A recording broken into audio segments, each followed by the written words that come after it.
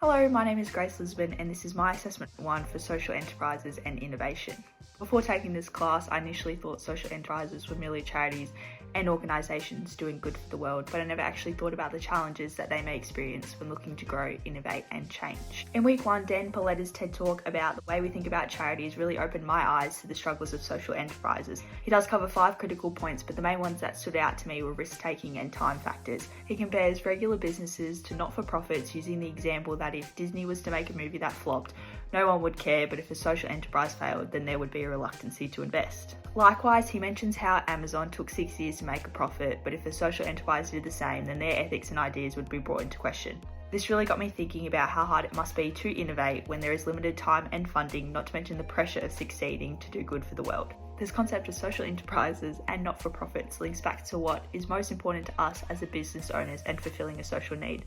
To help with this analysis, the Ikigai model allowed me to really reflect on what I love, what I'm good at, what the world needs, and what I can be paid for to do good for the world. Drawing on this concept, I slowly started to see the motivations behind many social enterprises and their value propositions as mentioned in week 2. Combining both Ikigai and the values of business owners, their means and motivations to work are outlined, specifically with the goal to do well for society. This is seen in their pursuit to achieve the Sustainable Development Goals, seen in social enterprises such as Thank You Stoke, who strive to eliminate world poverty, and Who Gives a Crap, who donate 50% of their profits to clean water and sanitation around the globe. But with these social enterprises, their main challenges are often funding and social innovation, what they can do next to improve their business and to help others. This idea of social innovation was explored in week 3. The idea behind the design thinking process really shaped my understanding about this concept. The idea of empathizing, defining, ideating, prototyping and testing the idea and seeing it come into fruition.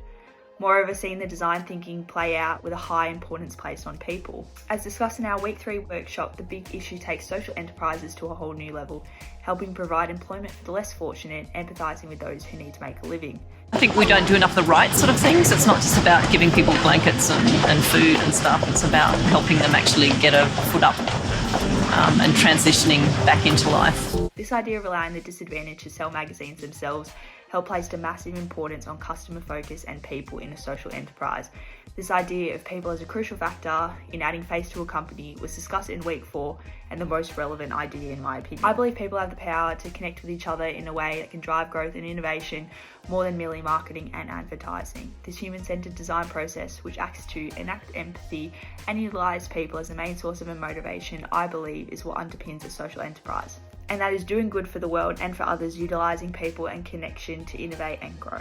I look forward to learning more about the financial aspects of social enterprises and believe I am more aware now of the challenges yet benefits that social enterprises do for the world.